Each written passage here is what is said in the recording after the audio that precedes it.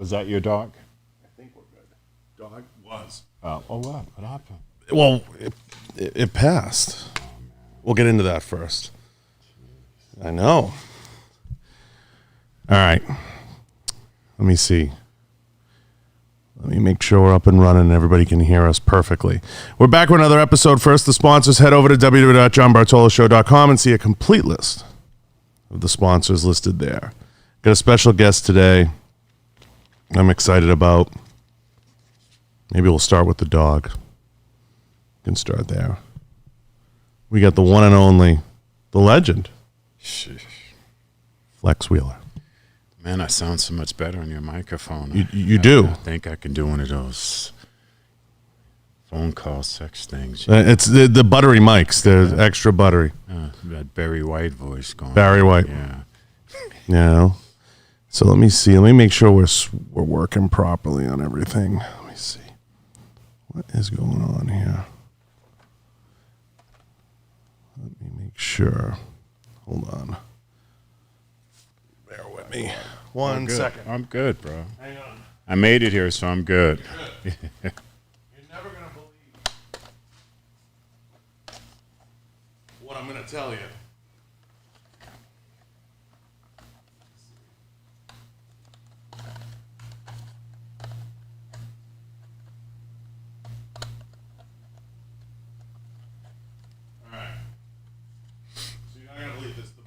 I just put my sandwich down on the Bluetooth keyboard, and that's what was pushing the pressure.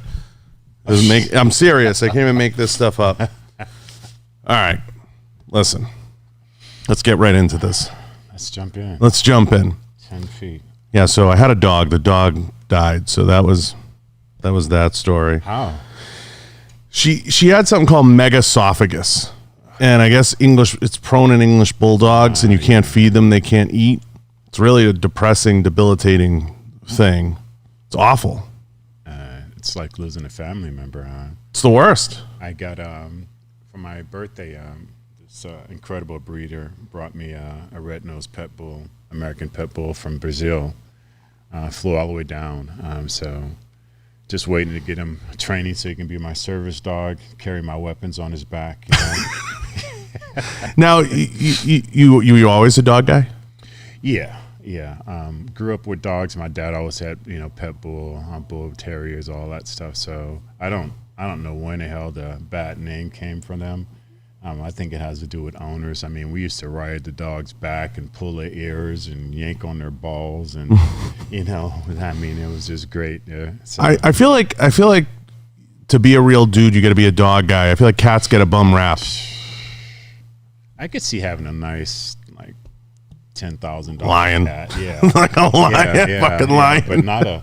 But in Dubai, that's what they do. Mm-hmm. You know what I mean? They can't buy an expensive enough cars, so they blow their money on license plates and exotic animals. What's the best thing you've ever blown your money on? Material. She blew me. No, material. No. I could tell you the stupidest thing. Tell me the stupidest. This I gotta hear. I traded my car in, and I bought a brand new BMW. No, I had a brand new BMW, right. And I traded it in for a Cadillac because I thought they looked nice. Pissed and took it back the next day and traded it in for another car. And the guy's like, "You're gonna lose $10,000, right off the top." And I'm like, "Yeah, but it's not like I'm holding cash and you took it, but just." Yeah, cars. Just very, cars are my weakness back then. Cars, rims, stereo systems, stupid crap. TVs all in the car. And TVs everywhere in the car. And that's an East Coast thing, I think, though. Oh, no. We started it over here, homie. We invented it. Yeah, right. Get out of here. Dub Magazine and all that. That's here, man. Herman and all those guys, I know them. But wait, is it weird that, we always find new and creative and dumb ways to spend money? Is that a male thing? I think it is. No, because women have their problem with their vices and clothes, and their toys are different than your toys, but there could be considered weapons also. Right. But it's crazy. It's crazy to me though how they how men find ways to just blow money on dumb shit. Yeah. Especially when you feel like it's never ending. That's not an athlete thing. That's a male thing. I don't know. I've been around, man. I've seen women who blow just as much or more money, but it's all relevant to, I guess, how much money you have, right? You know, because say that you're not doing too well, but you're still blowing money, so it's all relevant, you know. I know. Yeah, it's relevant. But no, I'm not into that anymore. I don't do stupid stuff like that anymore. I mean, I look back and think how many businesses could I've owned, or nutrition stores or gun stores or whatever, with the amount of money I've blown on the amount of ammo. Oh, jeez. You're a baller today if you get ammo and lumber. Man, ammo and lumber. My mentor, my best friend in the world, Ty McGuire, he's all into that, and for years he would tell me, "Hey man, it's a sale, you know, grab 1,000 ammos here." I'm like, why? Who would do that? That doesn't make no damn sense. And now look at now, jeez. Dollar. It's the gold license to print money. Jeez. Does it surprise you at all how much that, you know, fitness has evolved since when you guys came in? And now it's all encompassing in so many ways. Now you go to the Arnold, it's evolved since the 90s, but it's almost a new, people want to be more capable, right? It's almost like a huge shift. Yeah. Does that surprise you? It doesn't surprise me at all, and I've always thought this, and tell me what you think. I feel that our sport, health and fitness, is the birth to all other sports. I don't have to go and run. I don't have to go and play basketball. I don't have to play golf. But they have to come into our world to better themselves and their skill set. Basketball, it doesn't matter. Boxing, Lee Haney proved that with heavyweight Holyfield. Even actors, to get better and ready for films and roles, they have to come into our world. We don't have to be actors to be bodybuilders or fitness. Whether you're a soccer mom or a weekend warrior or just want to get back in shape, right, you got to come into our world. So no, it doesn't surprise me at all, because our world is for anyone who thinks about themselves and want to better themselves in any way, even if it's mentally, right? We all know where the body goes, the mind, where the mind goes, the body follows. So it doesn't surprise me at all. I'm happy to see it, because we deserve that type of global visibility. Yeah, I think you're right. I think I've always said, I think fitness is the first step to being more capable. Like you have to have a degree of fitness. Okay, whether you want to do Muay Thai, Jiu-Jitsu, anything like that, any martial art, it's going to require a certain degree of fitness. Even shooting a gun is going to require a certain degree of fitness, especially in a self-defense situation. Agreed, 100%. You know, 100%. Just the physicality of all those, not to mention just some simple things. I have a friend of mine who's a NHR racer, world champion, Matt Hagan, and he trains. He's one of the you know, when he's out there racing, he's the most buff, you know, drag racer out there. But, you know, just the G's that they pull, you know, with the training and everything. So it falls into everything, just every aspect of wanting to better yourselves. Yeah, I think fitness and I'll put nutrition in there too. I think there has to be the nutrition. Can't have one without the other. No. So if you have to have those dialed in almost before you pursue other athletic endeavors, because like you said, it's the gateway. And I agree with that 100%. Yeah. And now it's shifting more towards, just like I said, being more capable. How can I be more capable? More capable of running a mile, more capable of protecting myself. Yeah. I think that's a byproduct of the post-COVID mindset. Sure. Yeah, just being more proficient. More proficient. Right. And more prepared. Now, we were talking about this offline. Now, there's so many different supplement brands and companies and things that have popped up, especially some of your colleagues, peers have all started lines and done different things. Is that, you know, are we entering kind of a different phase now of what the post-bodybuilder life looks like now as more get into the business on the business side? Or do you see more guys stepping away? Or how do you see it, that it's evolved so much? Like we didn't see supplement lines from guys in the past. You know, I don't think we knew our true value, you know. I agree with that. A close friend of mine, you know, for years have told me this, Robin Chain, you know, if a company is willing to pay you 7 figures to represent their line, what do you think your real sell value is? but we as athletes, we get comfortable in being paid for our efforts, not having to go out and work for it. So it's a real shift in having to do that. And timing is everything, because if you're still competing, or whatever sport you're in, if you're still competing, how do you balance that? Because if you start losing shows, then your sales value go down the dump anyway. But I think it's normal, just like you see basketball players now becoming commentators. In NFL, who else are experts? And I've always said, I've been involved in health and fitness since I was 9 years old. So you're talking 3-4 decades of experience. Right. That's more school time than anyone has ever done for a doctor's degree or anything. So why would you go and invest in something else when I've spent over half my lifetime learning and doing? So it just doesn't make sense. It's a natural evolvement to get into that. Now, it's interesting, because I'm always intrigued at how the sport. Can I get on a little bit, or what's that? Can I get on a little bit? Yeah. I'm just kidding. No, I'm 100%. I got an ice machine right there. Don't tease me. Yeah, no, that's the Dana White booze. I'm like, yeah, of course you can. I'm serious. Drink a whole bottle. You know who's here?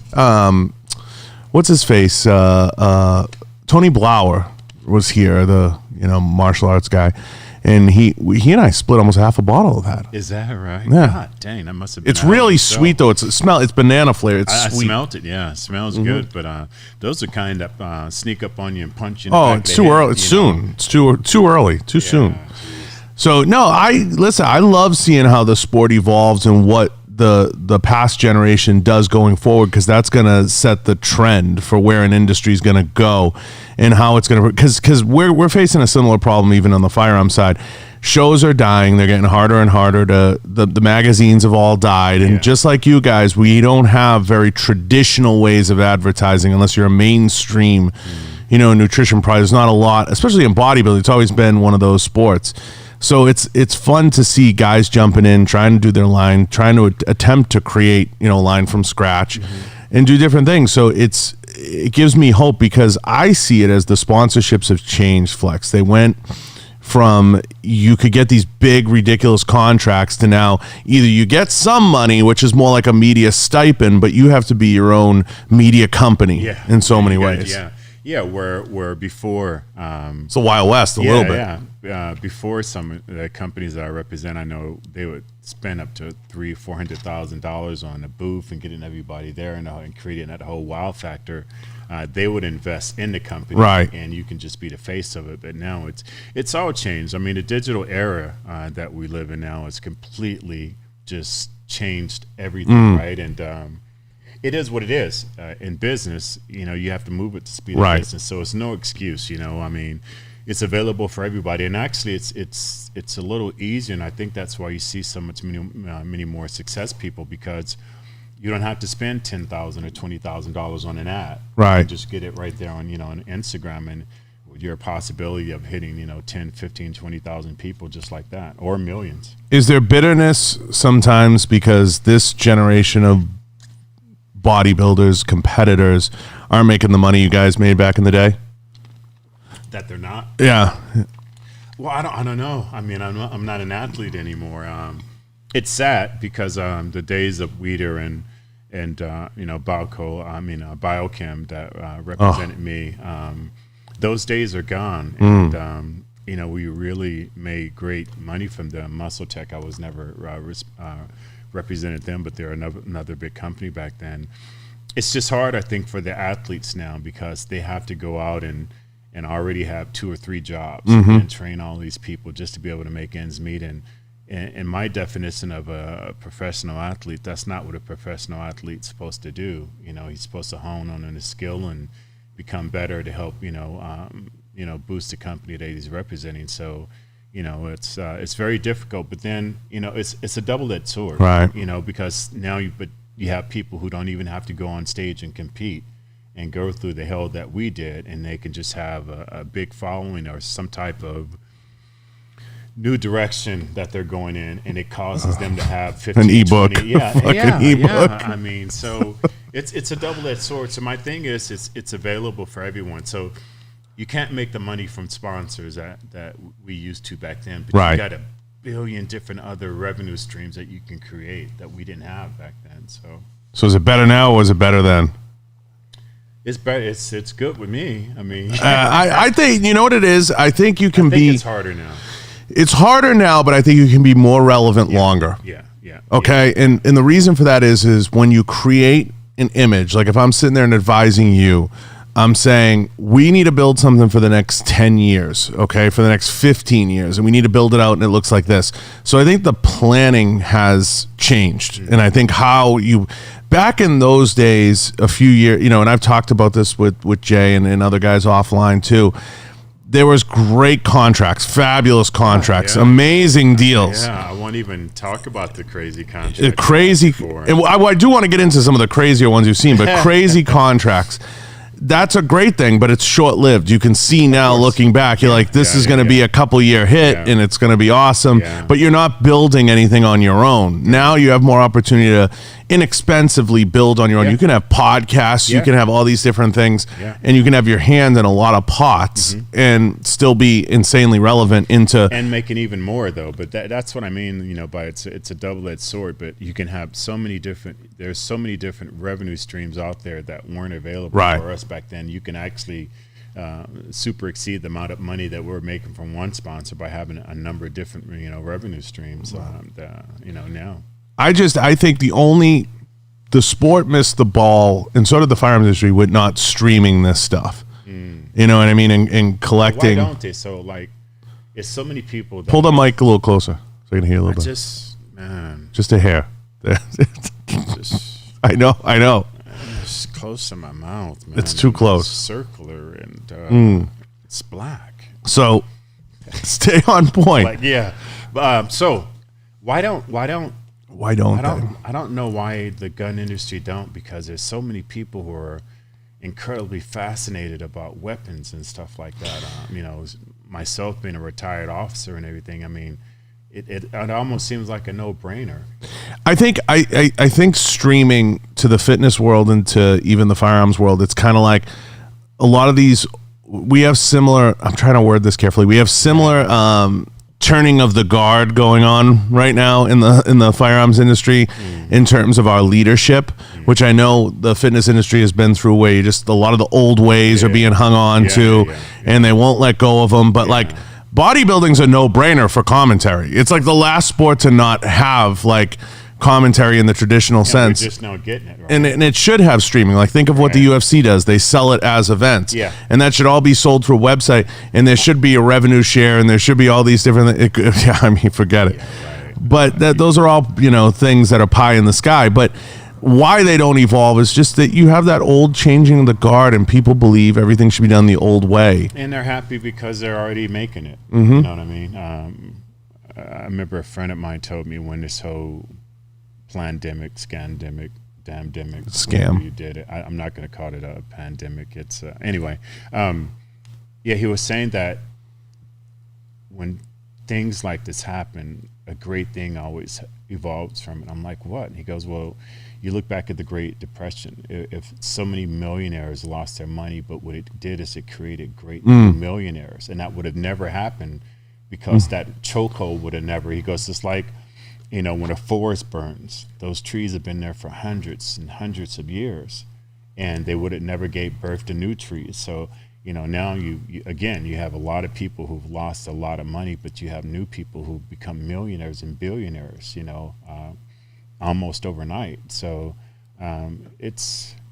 you know, in every situation, it is what it is, and what are you going to do about it? Right.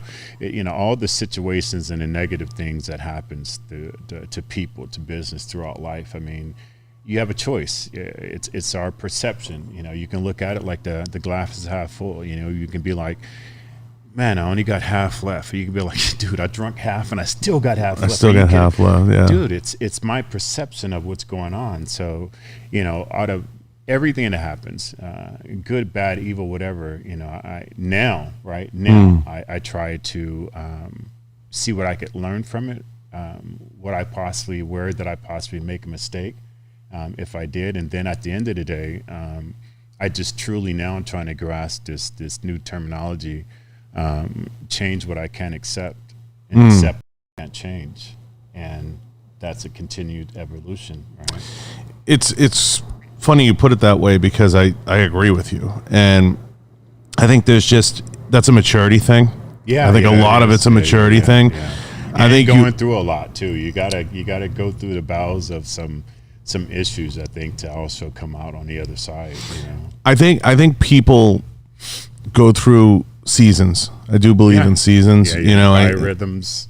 They go through seasons, and I think now, when you're a competitive athlete, world-class athlete, and you're trying to make a buck, I think it's all evolved to a place where you have to be a PR team, you have to be a marketing team, you have to think out of the box, you have to do different things, you have to cross over into different genres. Sure.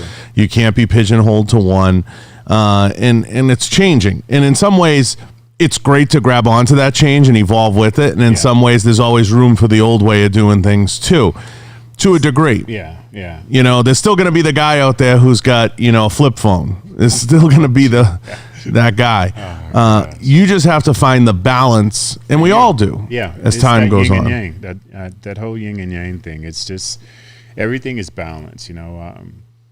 Once anything gets out of balance, it's going to fall apart. Our heart, it's in balance, it's in sequence. Once it gets out of balance, it's a domino effect. And I can remember, Flex, like even shows and how the industry's evolved. Now you go to them, they're like a stage show and T-shirt sales.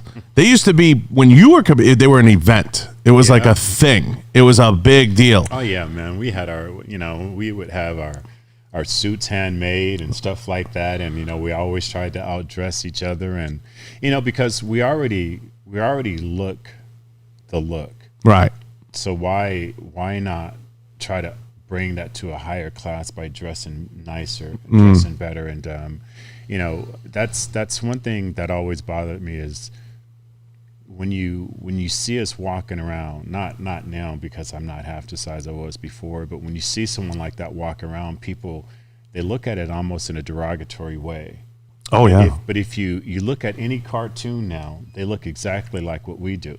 You look at any little character, they look exactly like we do. You look at the Batmans and Supermans now compared to 30 years ago, they're muscular and they look like we do. So it's like, why aren't we accepted the walking around version, but if we're on the big screen or in some little, cartoon character for your kid, it's okay. It's really a marketing change too. Yeah. It's that they want to, strength is always marketable. Sure. Being strong, strength and fear are two of the biggest marketing tools, but strength is always marketable. And I think, as people's perception of what physically fit is evolves. I mean, I think Brady's taken some stabs inadvertently, but I still think, there's so much marketability in being strong and having that image. And it does serve you in a positive and negative way. I've seen it in my life where people assume you're dumb, because maybe you work out or you lift weights or you look a certain way. Maybe people don't, but it has evolved. It's like the blonde syndrome. Yeah. If you're blonde, you're considered, You're considered whatever. But whether it's in toys, marketability, everything, we've seen it change so much. And I think it's a testament to that period too of fitness. And if we didn't have, and I hate getting into this because I hate talking about getting into fitness like this, and how it's affected me for a number of reasons. Because it's just like I'm fat now, and but you go back and you watch, Pump and Iron, and you look at like what Arnold did and those guys, but you guys really catapulted it, like you said, and changed the whole image of a lot of things. Yeah, but I always have to give credit to the birth of it, because without those guys, there wouldn't be us. And I think everything's supposed to evolve, right? Just like you can't take a car from, Mercedes from the 70s when Arnold and them was getting done. You can't take a Mercedes from the 70s and compare it to a Mercedes now. Everything's supposed to evolve, and the tools that we had, so. It's kind of different because back in Arnold's days, they were on national TV. The beginning of my era, we were on ESPN. That really catapulted us and everything. But I think you always have to give tribute to the guys who helped start that building block. You know, you can't build a building from the top up. It comes from the bottom down. And you know, that's one of the things when we see on stage when you're posing, you know, from the bottom up. So yeah, we definitely changed it, but that's when TV really got big. You know, traveling really got big, and you know, I think our sport is one of the sports that you can be just as poor and still contribute to the sport. Right. Basketball, you got to at least have a basketball and a hoop. You know, soccer, you got to at least have a soccer ball. You know, you have to have all these things, but I've seen some incredible videos come out of some of the poorest areas like Brazil and Africa, where they carve out freaking, you know, wood, and they made their bench and their plates and everything. And I'm like, if these people can do this, what freaking excuse do we have? You know Suddenly your day doesn't look so bad. Yeah, I mean, so it's one of those sports where we're so well known around the world because anyone can do it, even if you're just in a worse type of situation in some third or fourth world country. You can still do calisthenics and push-ups and pull-ups and build a really great physique doing that. So I think fitness is incredibly important in society, just in general. And I look at how big it is on social media. Everybody, and as you said, the barrier of entry is so low. You know, if hockey's the worst,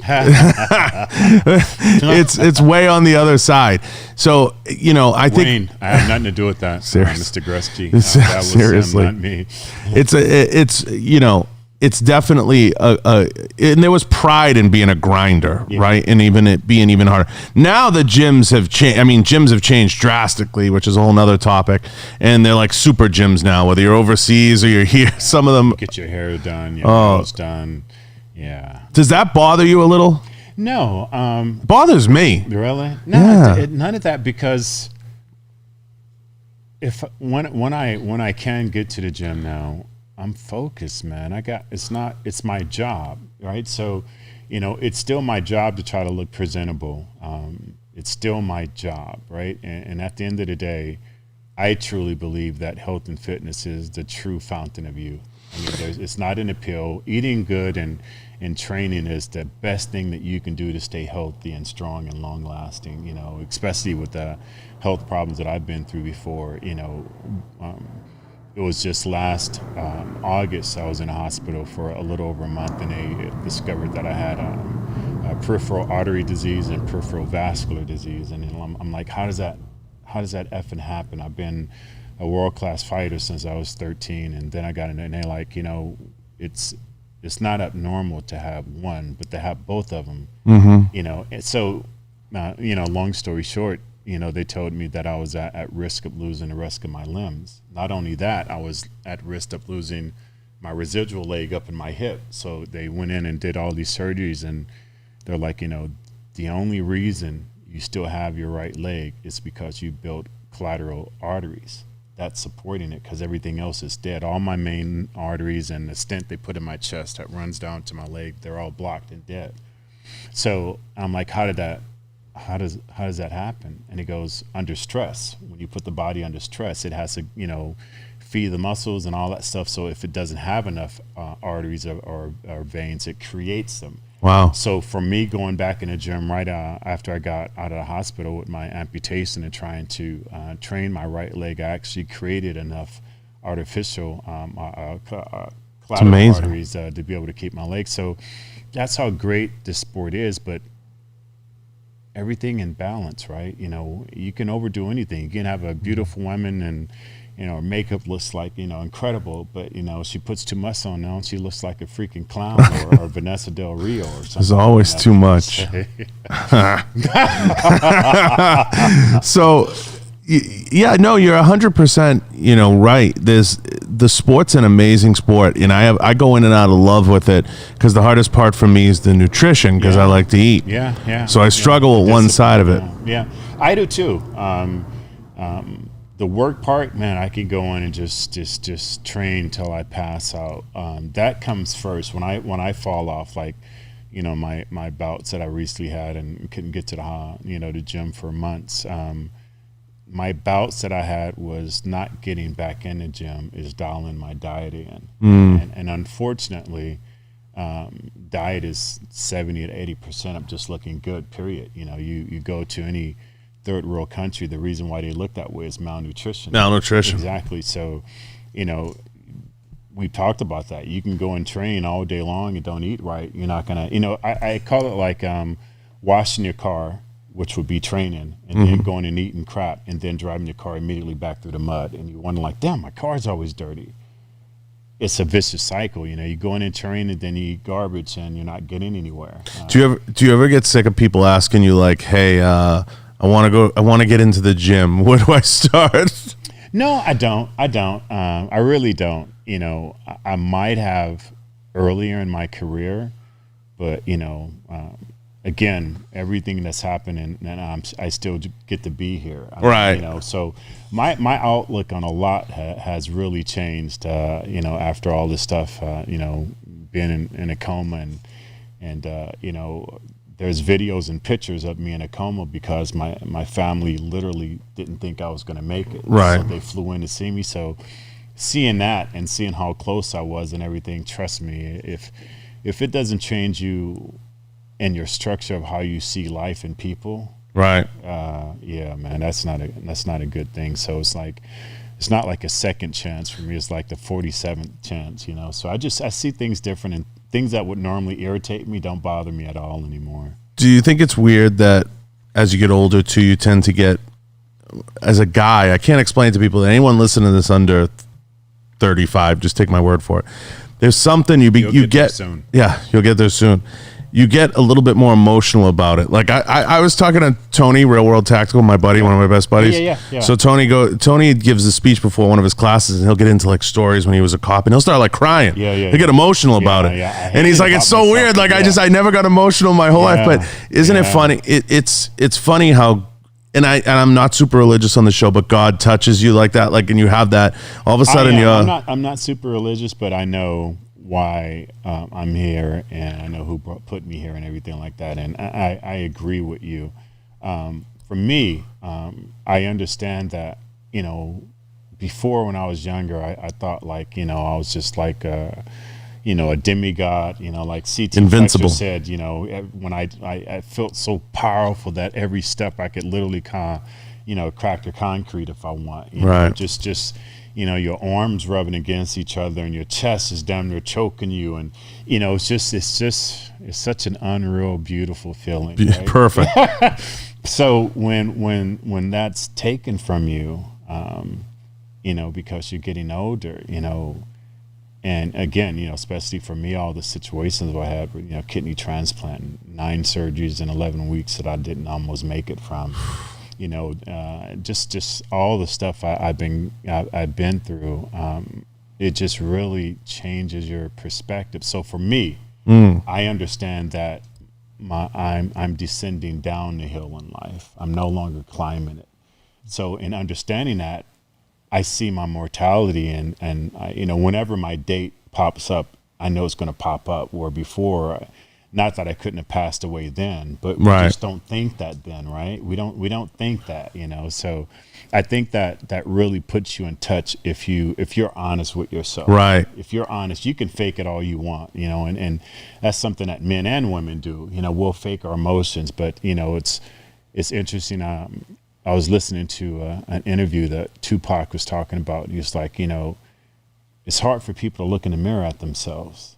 They'll glance or they'll do their face or their hair, but he goes, just to really stop and look into your soul is difficult. And that was something really difficult for me for a while. Right. I would just glance, and I couldn't just stop and just lock in like I would lock in on a person if I was about to be confrontational. I couldn't have that type of focus. So I think you get more emotional because you're just aware. You're so much more aware of things. My kids, when they get on the Ferris wheel, all I'm thinking about is, what if they fall? I can't even be comfortable. Right. Where before, going to Magic Mountain, we're doing the craziest stuff, trying to make the damn thing come off. Trying to fly out of the seat. But, now I can't even get on them, because I'm like, hell no, man. I'm always thinking the worst, So. It's funny how that is. Yeah, it's kind of because like you hit the nail on the head at 25. Like you said, when you're walking down the street, you're unstoppable. And then there's something that to everybody listening, if you don't think this is real, I'm telling you, somewhere around 35, 36, something will happen. You'll get a scare. Something will happen if you make it that far. You know, if you make it, you might be sooner. But you know, and God bless you if you make it past 40. But it's rare, but you will kind of have this as a male. You have this kind of emotional switch that goes off that now you can be, you know, you catch yourself and you're kind of like, am I a pussy for feeling this way? Yeah. And so, you know, that's I was having a conversation with Terry Crews, you know, that we as men have put this stipulation on is that hard is you can't cry, right? And you can't show emotions. And I never believed that, even as a child when I got picked on and beat up all the time, and then I got into martial arts, and you know I was still emotional, and I would cry before a fight. And you know the kids would laugh at me like, "Oh, you crying already?" And I would say like, "No, I can't." It's just your mechanism. Controls these, but these and my feet. You about to find out what's really going on. But it's really messed up. The society has done that, and I think it causes men a lot of trauma because we feel like we can't let go of these emotions and be emotional, and we pass that along to our kids. That's one thing I didn't do is I didn't pass it along to my kids. I let them know that it's okay to cry. Right. It's a difference between being a cry baby and faking. I'm talking real emotional, man. You know, when real emotional things happen, that it's okay. And you know, they see me cry all the time when they come and visit. You know, I'm crying to see them, and when they leave, I mean, I almost get emotional now. Right. So it's a feeling. It's the same as laughing or anything else. So, you know, I think it caused a lot of stress where men don't feel that they can release that, but women do. You know, it's like the whole low T thing. You know, we had to come up with this smooth name. You know, low T. Yeah, but for women, it's menopause, so we have the same thing. You know, but for centuries, you know, men never understood that why they went through these metabolic changes or feel a certain way at a certain age, right. You know, and we don't talk about it, you know, but when women do, so it's a natural phenomenon. And I think the powerful men are able to show that type of emotion, because you got to be strong to show that, dude. What do you think? I mean, well, no, you nailed it. With men, it's interesting. Okay. Like I say a lot of times, you know, women want equal. Well, you're going to get equal. It's gonna. Really you and I aren't going to see the money of what that equal looks like. Yeah, they want equal, but they don't really want equal. But you know, and I joke because you and I won't see the money to reap the benefit of the money from that equal movement. Yeah. But maybe by our kids, there might be a 50-50 divorce in the future of someone. Who knows if you're that lucky. But no, listen, there is, growing up where I grew up in Boston, you know, I grew up when there were still backyard fights. I remember cell phones didn't come in until like my freshman, sophomore year and then they didn't have cameras any day. They didn't have cameras. Yeah. So we still got away with a lot. We still could disappear and you couldn't find us. Payphones still existed. So I'd actually remember it was a little bit of a different time. And you weren't going to grow up where I grew up without getting in some kind of fight. So that was going to happen. That was a given. You either took the beating or you gave the beating. Yeah. Sometimes I've always understood that. Sometimes you win some, sometimes you lose some. Yeah. You know? And I can't say that I wasn't an emotional child. I'm a Cancer, so I live on emotion. But I could say this. There is a stigma around just being an emotional, you know, there's something about growing up in the Catholic religion, which I grew up in. It's like everything's built on guilt and being demure and hiding and suppressing everything. So it makes it for a really strange upbringing. I mean, when your religion is founded on guilt, it's a lot of problems. So I do think that people should be willing to be more emotional, be open to being more emotional. If something affects them, show it or let it out, whatever it is. And I noticed with me, around 35, 36 was the age where, like you said, something happens. There's probably a number of things, but I started to feel things more. Like you said earlier, when you're walking down the street and you got everything going for you, 18 plus on the arms and 36-inch thighs. You feel like $1,000,000. You're invincible. Yeah. And then what happens is somewhere along the way, you said a mirror. I say you see your mortality. Yeah. In some way, shape, or form, you see it. It flashes and it's just a glimpse. It's similar to like fighting, right? When I'm fighting in competition, or when I was fighting in competition, the beautiful thing is I always was over aggressive. I'm always on the attack, and my thing was I never wanted to know what you had to offer.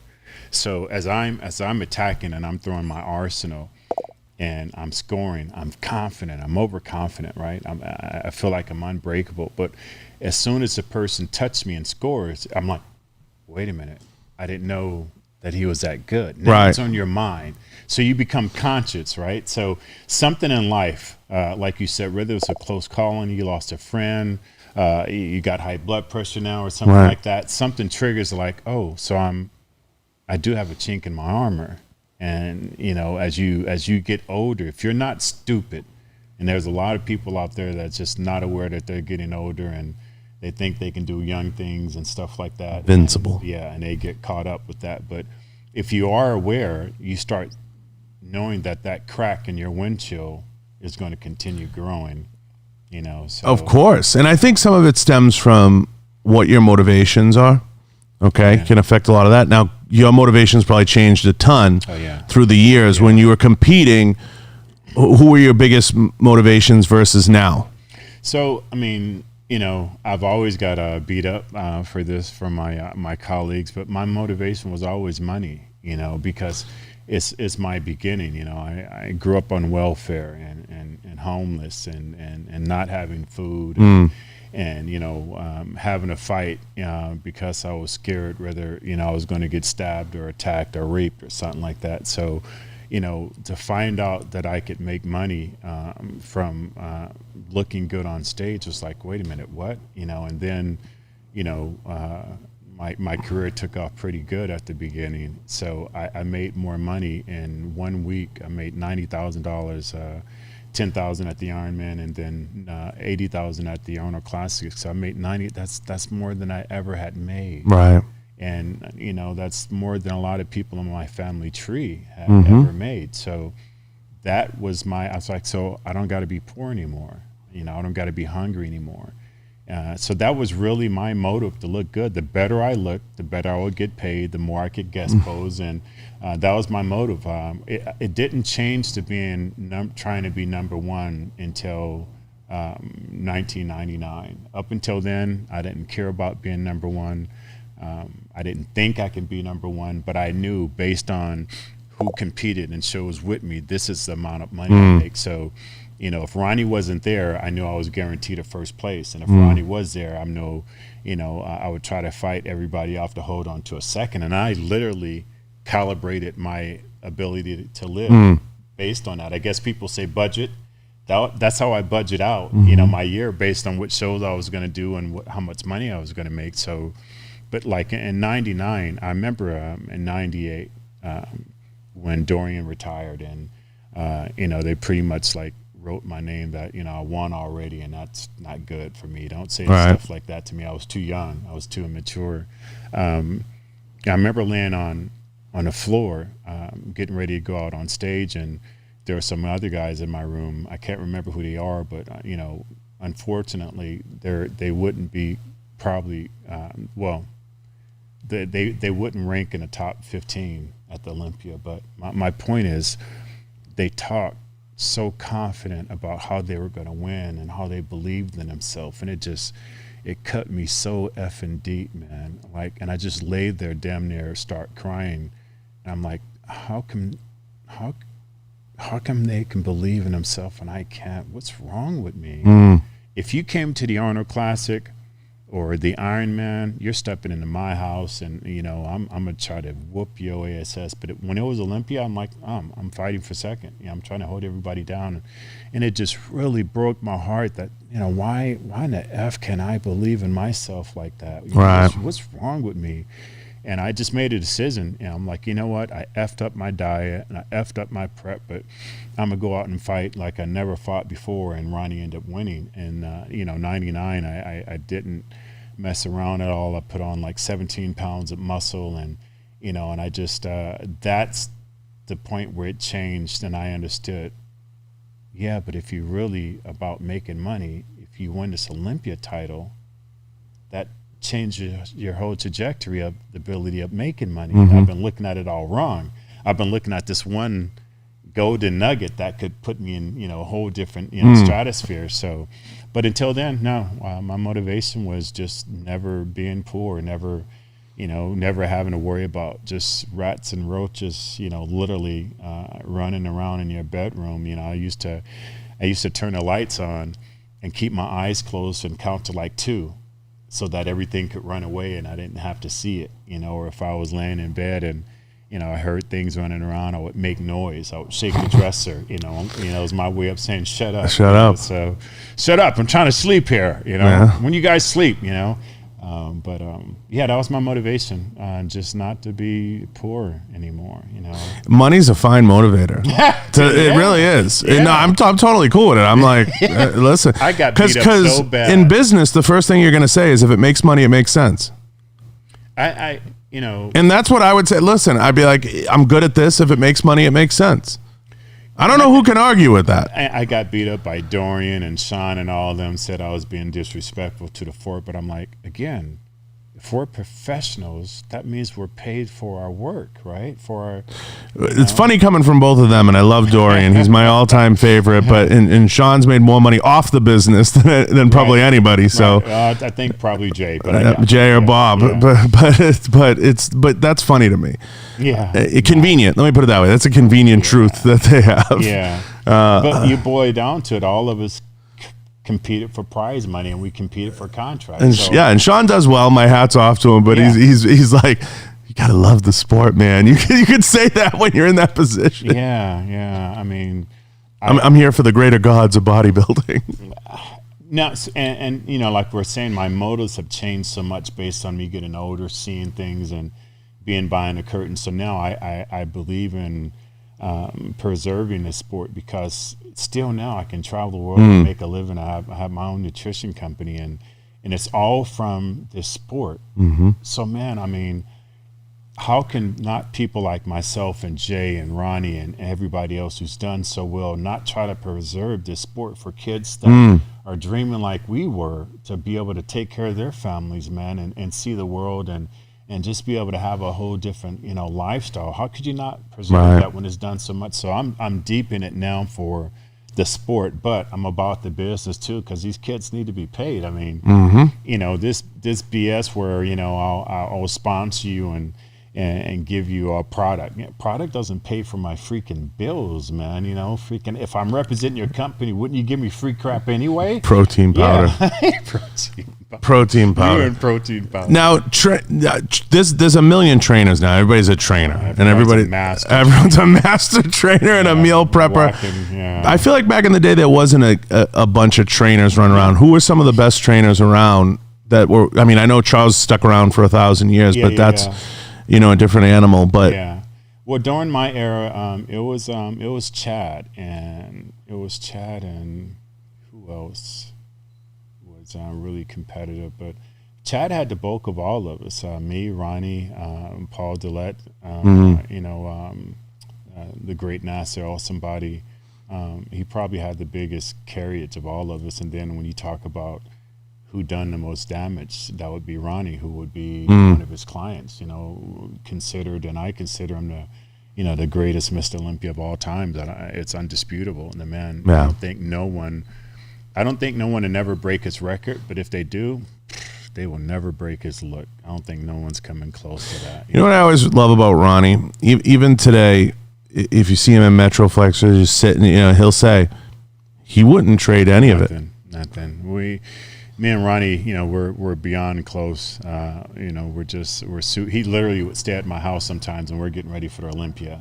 That's how close we. And he's a throwback kind of guy. Yeah. That's the best part about him. Gosh, he has not changed. But we talked about that so many times. What would you do different? And he's like, nothing, man, because I wouldn't be who I am if I changed anything. And I agree with that so much, right? People always say that they want to take something horrific, away from their life, but you can't pick and choose. So you take something away, then that causes an effect in the future. So, even though everything I've been through now, I appreciate it because it's changed me as a person. It's given me a different outlook, especially on amputees, and more empathy for them. It's gave me the desire to to try to take my name, my global name, and bring awareness to amputees and help more sponsorship. I mean, it hurts, because I have a sponsor who pays for all of my needs with my leg, and it's expensive. And even when I was in the hospital, I have a friend, Rock Chavez, who trained Shaquille O'Neal. And me and Shaquille met numerous times all over the world. And, he got on the phone while I was in the hospital, and he's like, don't worry about it. I got you, man. I'm paying for everything. So, that's beautiful. But, man, there's so many people out there, especially here in Vegas, you see just in wheelchairs. And I didn't know it, but, over 60% amputees never walk again because they just can't afford to. So, it's created a different desire in my heart, just to help people more who are somewhat helpless. So it's funny because one of my friends is Crispy, 11B. He's a disabled veteran, and he loves weightlifting. So I used to always see these pictures of him weightlifting back in the a few years back. And we're older now, so it's these pictures are throwback. But he, I used to get out of bed. I'd be like, if he can do it, I can do it. So I think the amputees motivate me more than any other group. Yeah, I just seen this athlete who lives in Australia, and I seen him pose. A friend of mine, Gary Phillips, sent me his video, and he's an amputee all the way up to his hip. And a kid was competing, and his posing was just impeccable. And I was like, give me this kid's information. I want to help him out. But I get inspired by that. Of course, it's difficult for me, and what I'm going through and the pain. It never goes away. But I still get inspired. There's a 8-year-old kid that I follow who's a double amputee, and this kid will never be presented with the certain type of lifestyle that I have. Not that he's limited. He could exceed what I've done. I don't believe in putting limitations on anyone, but, I get inspired by that. I get inspired by anyone. I walk in the gym and there's just somebody in there banging hard. I look at him like, shh, man, let me get it in. Right. I can get inspired by anybody. It doesn't matter. I can find good and bad qualities out of anybody, and I try to always find, good qualities now, where before I would be looking for the bad part, Always. So, always on the lookout. But now, like you said, it's just, if you don't change throughout life's experiences, I think you're probably in for a tragic and abrupt ending, because we got to listen, and life will talk to you. If you're, like before I was speeding, I loved speeding. I used to drag race. I was a police officer, so, I did police officers training, driving, and EVOC. Yeah, and I grew up drag racing literally, so speed never bothered me. And, when I got bored driving long distance, I would drive faster. So, when I had my car crash, I was driving 190 something miles an hour when I crashed and everything. But, it's just, I had to listen. And luckily I was in the car by myself, because the passenger side, the seat was pushed all the way over into my seat. It's crazy. They wouldn't have made it. And, it's just a trickle-down effect. And I just told myself I'll never drive that fast again. I just can't do it. That I'm not unbreakable. I broke C5 and C6. And at the time, that's the same injury that Christopher Reed had that caused him to be paralyzed. So how blessed was I, not to mention breaking my collarbone and everything else. So I just listened, and I remember, before that happened, I would speed with my son Kenan in the car, 120, 130. He thought it was cool, but I was putting his life at risk. At risk. And, you know, so after that happened, I'd always say, you know, nope, no speeding. I got precious cargo in the car. Precious cargo. That would be my kid. So, and even now, it's a certain speed I won't go to. It's not about that now. You know, we got cars that are so powerful now. It's not the speed, it's acceleration. And I can accelerate to, you know, 60 miles an hour so violently that I don't need to go up to 120 or something now, you know. I think it's the adrenaline chase. Oh, it's the hell yeah, fix. it is. Yeah, man. It's the fix. You know, I used to say, and this is, you know, this is a little odd, but I would always say, man, I'd rather drive 200 miles an hour than have sex. And everybody would be like, what the hell? I'm like, dude, it's not, if you're in a relationship, the chances are you can probably get it every night. Right. How often can you drive 200 miles an hour and then feel that? I mean, that exhilaration, that adrenaline dump. Oh my gosh, come on, man. You know. Now I get the same Lucky feeling you with get food. both. Are you kidding me? Don't say that, man. That's a freaking wow. Don't say that. No, I can't believe you. I can't believe you. Not the same. No way. I can't believe that.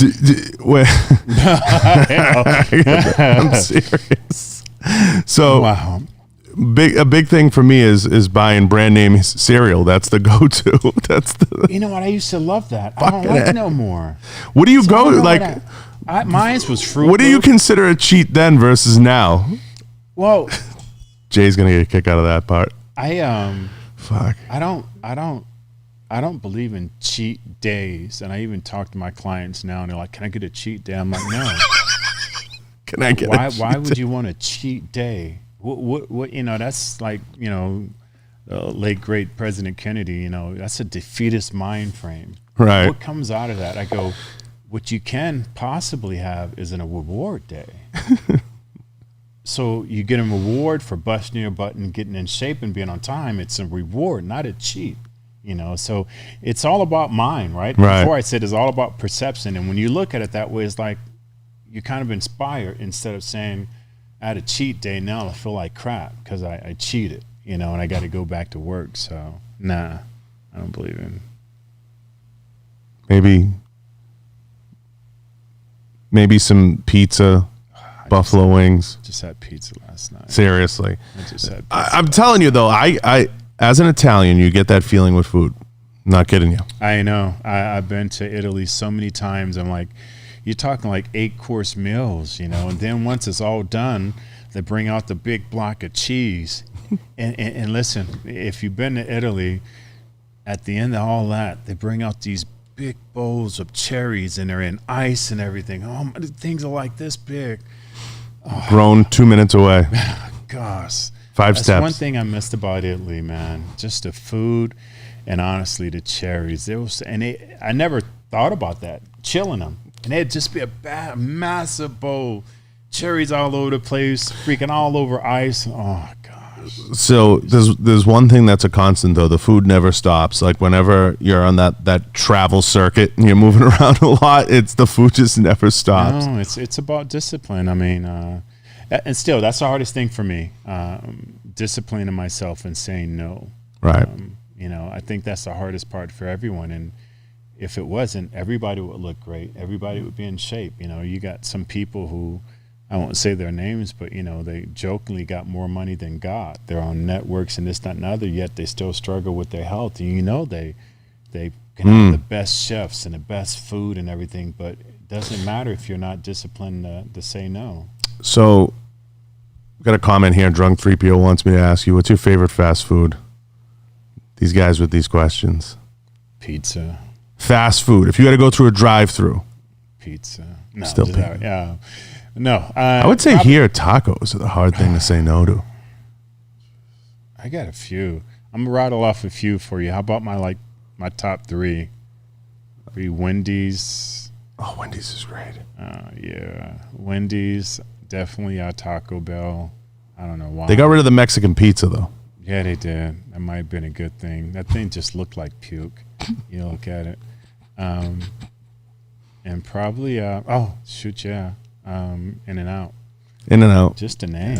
Yeah. You have to. Yeah, just in a name gives you an urge there, you know. It's I mean, and not only, and listen, that In-N-Out sauce is amazing. Not to sound, yeah. What is it, Thousand Island mixed with something? They always do like it's a mayo base, like ketchup, something bad that is completely unhealthy. So those are my top three. Top three. Let me ask you. Been at you and guns so much, and there you go. This amazing wall back here, dude. Man, it's a good studio. For anybody who's never been here, God, this is like a man's play toy. Good grief! It's a hangout. It is amazing with weapons all over the place. Beautiful, beautiful weapons. But what's your go-to weapon? What's your go-to handgun? I'm gonna get you in trouble because you might have a sponsor or something. No, my go-to, and I'm choosing my words carefully. My go-to weapon is the SIG MPX in 300 blackout. I recommend highly grab the 223 upper, so you can swap between the two. My go-to. Why? Well, for starters, I think you get the best of both worlds. You're getting 300 blackout and 223. If you buy both uppers, you getting everything you need in a rifle in a compact pistol format. So I think that's incentive enough. Plus, it's a SIG product which works incredibly well. You know, reliable. Anything to do with SIG? What? You have anything to do with SIG? I can neither confirm nor deny. But no, I mean, that would be my go-to. That's being honest. Okay. For handguns, I've always been a Glock guy. Glock 17, Glock 19. You just can't beat them. I carry Glock 19X. I was so happy when I purchased it. Before then, I had the 45. And literally, honestly, I was just talking to Chris Cormier. I used to go to, when we lived in L.A., a famous club was Roxbury, and I would literally go there with my 50 cal underneath my. That's amazing. That's amazing. No one in their right mind does that. Stupid. And the thing was so heavy, and you have. And not only that, you're already like a trained guy, so it's like you don't need that. I don't know why. I'm not advocating. Listen to everybody. I'm not advocating don't conceal carry, but if you're going out to the club, I would advocate if you don't have a CCW, don't conceal carry. Yeah. Don't definitely do it in California. But it's so stupid. And you know what? We were driving home. We're coming from the range one day, and I had all my weapons in the car, and I'm pulling up to my house, and this guy's on a skateboard, and he just stops right in the middle of the road, and he just looks up at me, and I'm like, so Rico's in the car with me. Rico's like 6'2", about damn near 300. Chris is probably about, maybe 5'8", he's probably right around 280, and I'm 5'10" and a half, and I was like around 298. And I'm very capable. Remember, back then I could do the splits and take my leg and stab it. So we're standing at the go like, really? Look at this. Plus, you don't know. And he raises his shirt up and shows me his little freaking Walter PP, Yeah. I'm like, and I look at Rico and I look at Chris and I just shake my head, but it was great because I had discipline, right, not to go there, because it could have been a hell war. So your favorite gun's a Glock, really? I can't. After shooting Glock so long, I can't really go to other weapons. It's hard, just the relationship between the sights, Well, the SIG is nice too. The SIG pistol is nice. I like one? Any of them. The 320, the 365, the RXP. All good products. Yeah. Great products, and it just depends, honestly, in how. People always ask me, they say, what's the best concealed carry, John? I say, the gun you can conceal and you can shoot accurately. Sure. Yeah. How about that? Why don't we start there? Because everybody's going to be different. Yeah, based on your size, based on your ability to be able to present that weapon, your capability with that weapon, and the round. I mean, a lot of people want to carry a bigger load when, you don't need it. Yeah, if you, actually, I got into an argument a little bit with a guy who was very high level and all that, and I was arguing about the 45 round and a 9, and he schooled me on it. It's like, you're thinking of the 9mm back when you were a sheriff officer, back in the 70s and 80s. He goes, what they've done with ballistics now, 9mm can do just as or more damage. The line I tell everybody is bullet technology has improved far more drastically than gun technology. Yeah. Well, I mean, it's been a while because we've been locked down and everything. But remember, we used to have that great event here, with guns and everything. And I remember, I think it was probably 4 years ago when, they had some Star Wars type technology, coming out with their lasers and sights. And I think that was back then when they were showing the different trajectory of weapons where they would bend one way or the other and all that stuff. So just scopes and all that stuff is changed. You got to give real respect to the guys who were long range shooters back in the days with their iron scopes compared to now. It's like, how can you miss? Yeah, well, some of the stuff now. You're not wrong. The technology's gotten drastically better, and there's some awesome stuff out there to train with. I mean, Sig recently coming out with the Cross. There's a lot of products that are really intriguing to play around with. There's always been like, you could be a long range shooter, you could be a tactical guy, you could be a hunter, you could be this. I think it's fun to try a little bit of everything. Can you hunt? I can. Really? I can't. I don't. I can't do it. I just, it's. I mean, I haven't since the Achilles. Oh, really?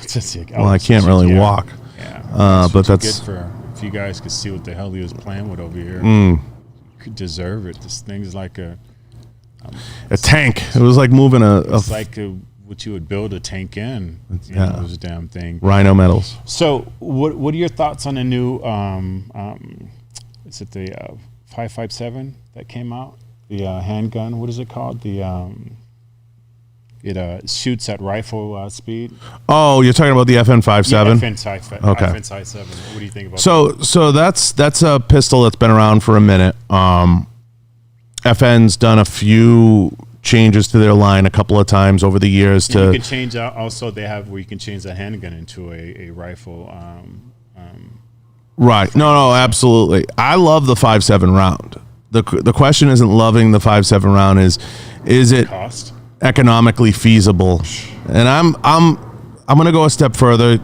I'm a little more paranoid than most people. I like having Glock mags because if something was to happen that was extremely, say, catastrophic, you're not going to blow through 3 or 4. I know there'll be plenty of them on the floor if I need to pick some up. That's always said, right? That is always said. Same thing with the AK-47, right? You try to use something like, if I have a 5.7, there's guns that look cool, and then there's guns that are practical and make sense. Yeah. You're more likely to be able to harvest, we'll say, munitions from the zombie. Nice I try not to let people. There. Yeah, I try not. Nice keywords. I try not to let people into how crazy I really am. Why not? Because I'm letting everything go out and let my hair down. I'll literally cut it off. So I like the idea of the 5.7 round. Whether or not I like to get into too many gimmick rounds is another story, just because it's more mags. It's more. You're always going to be driven by the feeding mechanism. And all rifles are designed around how it's fed. So, I try to use things that I can use the same mags that I have continuity of. Yeah. So what do you think about bullpups? Bullpups are interesting. So those were kind of born out of the idea that, these could be approved, right? And still give you the look and feel of a pistol, configuration. They've done really well. I think the Israelis use them. I think that they're I don't like how they reload. Oh, really? Because you got to come from the back, so it's a whole. So to me, practicality's not there. Yeah, I think their designs are cool. Oh man, it's beautiful. Yeah, I think their design really cool. Star Wars looking type thing. They really got some Star Warsy type guns that are coming out now. Well, it's getting there, and it's funny you bring that up because there's two guns I love in movies. The Judge Dredd gun, the Lawgiver, is one of the best of all time. Yeah. And then, hands down, and then of course the Pulse Rifle from Aliens is one of the all-time greats. There's a whole genre for this, and I think we're getting closer to the Pulse Rifle, even though the dream is the Dredd gun. I don't. I mean, they already have the rail gun, right? They already have a laser gun. I don't think we're too far away from a lot of things. Military is, what they've been able to achieve and keep secret is extraordinary. We won't get into that at all here. That's another show. Yeah, it's another show. You guys, we'd have to kill you after you viewed that show. That's another show. So, what's your whole thought on them taking high capacity mags away and high capacity long range rifles? So, do you think I think we're going to lose the gun war. I think we're going to lose the battle. Yeah, I don't think so. I think we're going to lose. Why do you think so? Because we're not organized, and not enough people are outspoken and organized enough within the ecosystem. And you know how the gun world is. everybody's worried about who's legit, who's more this. It's just like that we haven't got past a lot of the infighting. You know, like Dakota Meyer just came out with a piece too, where he went off saying, you know, you can't train in kit because, you know, you're not legit if you train in something about like wearing a helmet and everything else. Like what? You're not legit enough. It's not the shooting world is not the most inclusive. It's a very strange boys club. And I mean, look, the fitness culture is very different, and you know the martial arts culture is very different. It's very welcoming. Yeah. In the gun industry, it's not the most welcoming culture. There's a subculture in it that everybody's obsessed with. Who's more real? You know. Yeah. A pissing contest. Yeah, pissing contest. There you go. You know, and that's. And you think that's the reason why it get picked off? Yeah, I think that's going to be a huge. I think it's too much money behind it that it never happened. I mean, it's been worded a million times. Well, the reason why the United States will never be invaded is because there'll be a gun behind every. Well, that's common sense going to work there, but we don't have that. Right. The gun subculture is very strange. So I think what they'll get through first is a tax on ammunition, followed by a ban on magazines over 30 rounds. That's coming. That's easy pickings. That's low fruit. A tax on ammo is don't even get me started on the ammo companies. I think they probably already started that by just jacking the prices. Well, the prices are ridiculous for a couple of reasons that I don't even want to get into, because it has a lot to do with the Remington bid and who has capacity and who has the primers. Shareholder and all that crap. Right? It's a bunch of bullshit. But I do think they're coming for us. Make no mistake. They're coming. But they've been for how long? They're coming harder now. And so you think they're also going to go after the higher? Well, they're going to go after ARs. If Chipman's already said it. They're going to go after ARs. That's a given. He give you AR. Right? I don't think he's going to go the right. He wouldn't be so brazen to go the right of criminalizing them. Let me put it that way. Just stop selling them a Brady bill. We've seen it before. It's crazy, right? Yeah. You know Now listen, anything in the wrong hands is dangerous, you know, but you know, and guns have been very dangerous in the wrong hands for centuries, right? For centuries, but guns don't kill people, people do. All right. And you know, they say things like, you know, they want to take away the guns and everything, but it's already been proven in Europe and other countries where they'll just steal a diesel. Right. And just run down people, you know. They'll take an airplane and just crash it. So when you have people who are like-minded, who want to do such evil things, they'll figure out different ways of being able to do it. It doesn't matter. What really will happen is they'll make it harder for honest people like ourselves to be able to protect our family, you know, because if something like that happens, we will follow the letter of the law. If it's, you know, have to give up our weapons, you know, we'll do that because we don't want to become criminals. But you're not going to have criminals giving up their weapons. So where are we then? So where we are is, if they get what they want, what happens is, I like to believe that they're not so brazen, like I said, to criminalize everybody. But if they shut it down and they get it to a point where it's ARs, a lot of things you start to see a lot of things on the list, okay, that you can't buy. If they get one on the list, they can start picking them off and add more. They can drastically cut out from under. Now, along the way, to spite what everybody thinks in the firearms industry, it's compromise. It's what hill do you want to die on? It's what, you know, where do you want the fight to begin? You know, and we've seen this before play out with bump stocks. We've seen it play out with pistol braces, things like that. So we're entering a new kind of mindset where it's all or nothing. Like they're coming after it. They're almost like the mindset of like, we're going to come for everything. Criminalizing it all. Just throwing it all on the wall. Throwing it all on the wall and seeing what sticks. We're going to criminalize, you know, just being someone saying, hey, I enjoy concealed carrying. I enjoy protecting my own safety, especially in a time like this. Now, the competing narrative where I could make the point that they'll fail is, I think this whole cancel culture, cancel people, I think people are getting tired of it. And I think that there's a competing narrative there. You can't defund police and have a rampant cancel culture and then say, we're going to criminalize guns. Well, who's going to come get them? No, I don't, you know, so I was an officer. I grew up in a very abusive area by officers, but to be a really quick story about it, my grandmother was born in 1909. So you got to understand what she's seen. I mean, she's seen tar and feathering for real. You know what that means, right? Tar and feathering. Mm-hmm. And she's seen people hung with their Johnsons in their mouth and all that. But, one amazing thing, this is how amazing my grandmother was. She always taught me Kenny, that's my name before I became Flex. She goes, there's no such thing as race. There's no such thing as black and white. There's only just good and bad people.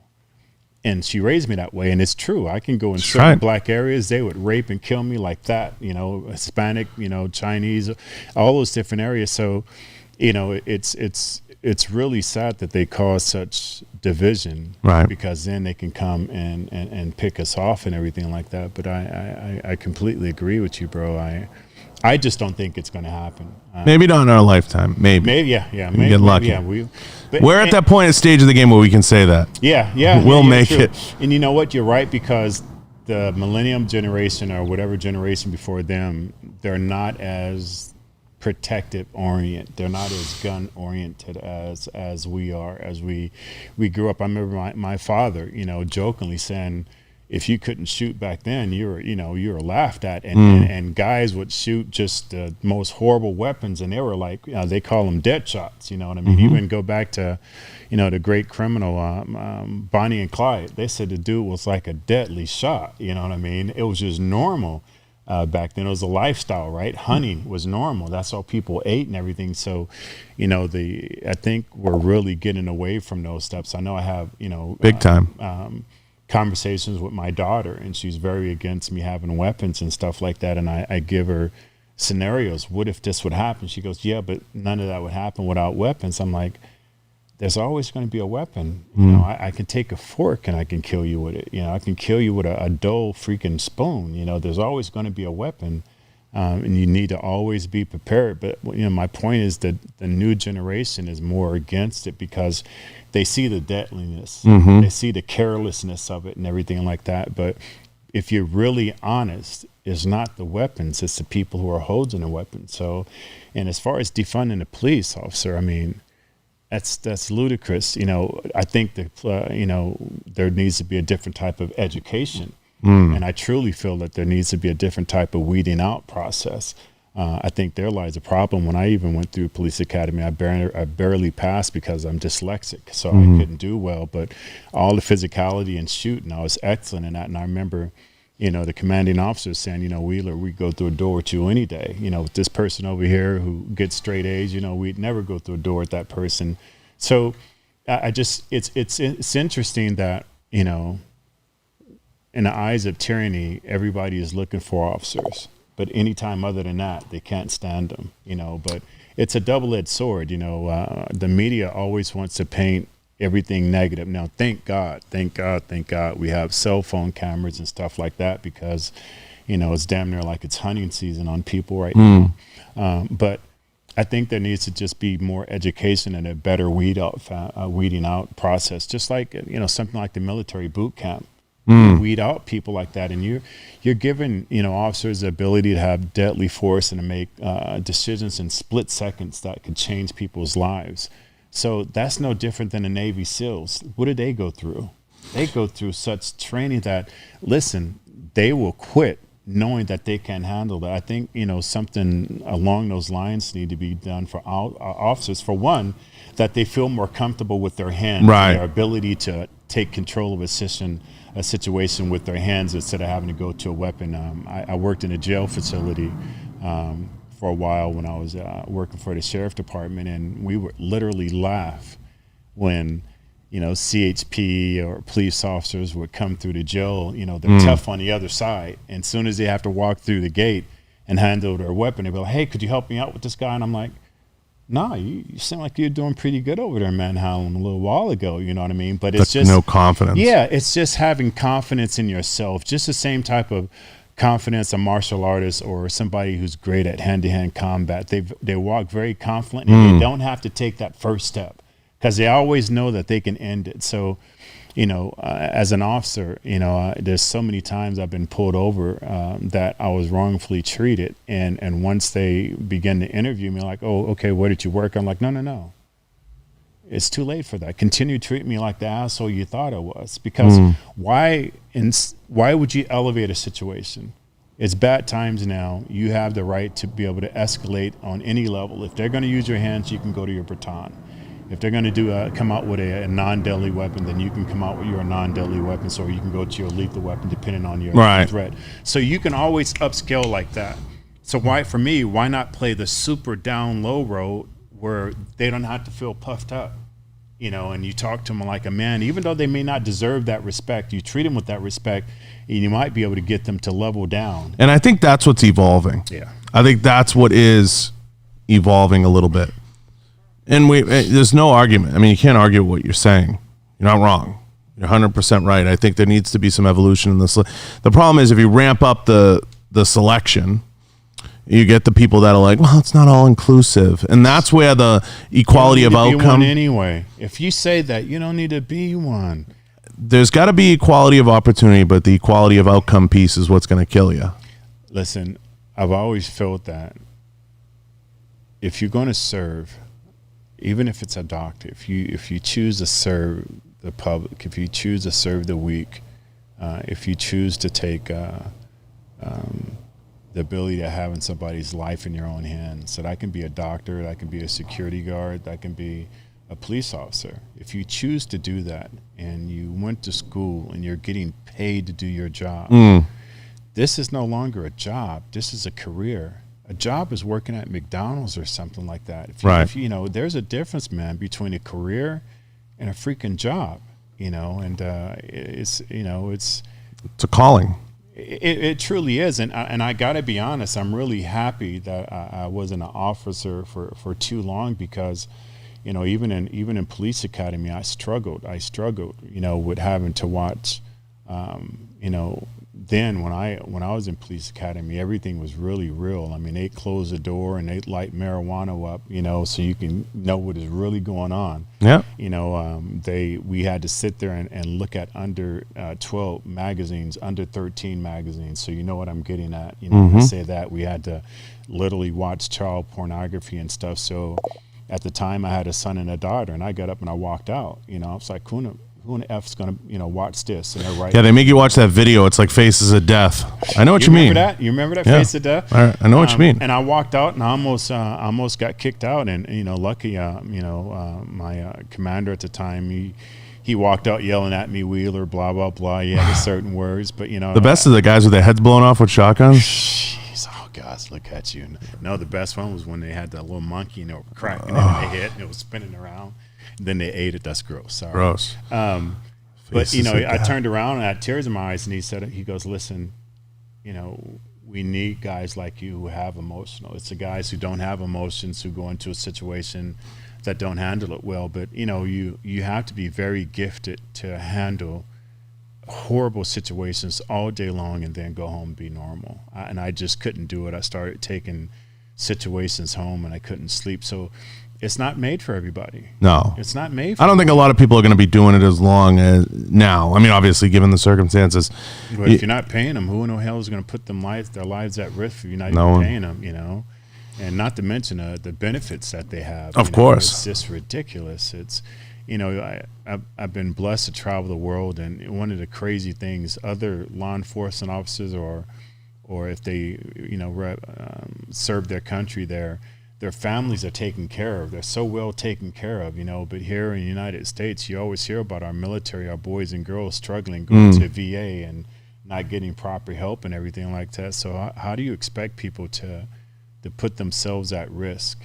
Can't. And not be treated a certain way? It's always bothered me. And, being a quote unquote, I guess, a great athlete or a great singer or whatever, you can go somewhere and sit down and somebody want to buy you a drink or buy your meal, or you get sponsored clothes and this, that, and other. But the people who make it possible for us, they're barely making it, man. They're freaking demonized. Yeah, and they're barely freaking making it, with the amount of money that they're paid. And And here we are, just because we can do a certain, I think it's so ass backwards. I think, our boys and girls who serve, there should be a card that they have, that when they go into the store for grocery shopping, they just buy their food, show that card, and then they walk out. I think a house should be given to them. I think schooling should be, how could you ever repay someone for an unrepayable sacrifice they did? Even if they didn't have to go into war, they were prepared to. And it takes a mind frame to prepare for something, and for it not to happen, there's a huge letdown. Where does all this energy go? Right. You know what I mean? And so I think it's, you need to treat, our people who protect us better, or just as good as you do to celebrities, because there is no damn celebrities without, these people are willing to put themselves in the harm way. And when we're all running from tyranny, they're running towards it. How honorable is that? For real. You running out of a burning 100%. Building, and they're running into a burning building. Ain't theirs. They got nothing to involve with it. They have nothing to freaking gain. But they run, and do these things to protect you, your kids, and your family. Come on, man. I mean, it can't be more honorable than that. 100%. I want to ask you one more question before we wrap, because we're getting 90 minutes. Do you miss anything from the journey? I miss all of it. I miss all of it. But in a good way. Have you compartment? I mean, is this something you look back and you're like, I would think the guys, right? Hanging with the guys. As dumb and as much drama as there is in that business, is still fun to hang out with the guys. Man, we let loose. That's what I always say I miss. Like the locker room, Yeah. Me, I went to Chris Comera's competition, and his son Kiviat, who I hadn't seen in a long time. I used to babysit him when he was just a baby, but I'm a control freak. So I can't let my hair down, and I just let my hair down. We had a great time, but I miss it because I was always chasing. I never slowed down to smell the roses. I would always tell myself, if I won the Arnold Classic, I would give myself till 12 at night, and I'd be like, F it, like it never happened. I got a show next weekend. No one's going to be afraid of me. They're not going to bow down to me because I won last week. They're going to try to whoop my ass. So I was like that. And I'm not the only one. I talk to Ronnie all the time, and I'm like, man, you remember any of our battles? He goes, nope, I don't remember nothing. He goes, all I remember is trying to keep you off my ass. That's all I can remember, is what I had to do that. But I still get to be involved. And that's a beautiful thing. And, I don't miss it in a bad way where I'm triggered to come back. And even when I did come back, it was just to set a message for people who just went through really hard things in life, not to give up. My kidney surgery and all the things I'd been through and everything. So for me to walk back on stage, I was just trying to say, hey, for you guys who just been through hell, man, if I can get up here with more scars, and you can do it too. Yeah, definitely. So it's in a good way. It spurs me on, and I still can go in the gym and train and try to look half decent for an old man. So it's a beautiful thing, man. No, I think I say it all the time. I think when you start to mature and you reach a point where you're comfortable in where you're going, you'll be totally okay with what's behind you. Yeah, definitely. It's behind me. You'll always miss the guys, though. Whenever you're in that type of locker room atmosphere, you always miss the guys. But we still get to see each other. We still travel the world and we see each other, and it's great to see, who's a parent now. How many kids they have, what are their kids doing, and stuff like that. So it's an evolution, and our time is gone. We had a great time. We need to sit back and let the new breeds have their shot at it. Right. We need to get out of the way for them. So. I'm happy about everything I said. Like the beginning of our show, I think our off air. Anything that's ever happened to me, I try to take it and learn from it and elevate from it. So it's always evolving, and it's a beautiful thing because we're still here. And every second that we're still here, we can do better. Well, listen, I love chopping it up with you. Thank you. We gotta get out of here. It's 90 minutes. People fall asleep on the other end of this thing. That's the way this guy is, man. If it's over 90 minutes, he wants to quit. I'm just getting started. I'm out. I'm just hitting second gear. We're not even done with foreplay. 200 miles an hour. So I want you for coming in. I appreciate it. No, be really quickly, bro. It's an honor. People say that to us so many times around the world. It's an honor to meet you. But truly, in these days and ages where, I'm not looked at based on my color, or I'm bald, or I'm old, or it's something like that. I'm looked on the merits of what I've done and what I stand for. Those are the things that are being honored. You know, we can go and we're accepted. People want to just shake your effing hand. They just want your freaking scribble, your BS freaking handwriting on something. That, how much more honored are you? So the honor is all mine that you'd even want me on your show and to sit here and talk to me, to think that I have some type of freaking value, that, you know, you'd even want me on here. So I'm truly honored. You know, I'm really honored, and I appreciate it. Well, I appreciate you. And thank you. It's kind. Peace. Appreciate it. And we're going to thank the sponsors. Head over to www.johnbartoloshow.com. Go check out a complete list of the sponsors there. Can't thank them enough. Rhino Metals, Galotech, Full Quartzen, CAA Gear Up USA. And we're going to actually send Flex home with an MCK. He's going home with one today. So CAA Gear Up USA. Yeah. Try to, you know, shoot a little more. If I can turn the camera around, me and the boys come hit this place up, man. But he got a lot of cameras. So I'll take care of that first, okay? We're gonna. He's probably a good shot. You know, it's not the place to get caught in here. We're gonna close on that note. Don't give away the address. No. All right, we're out. Peace. Thank you.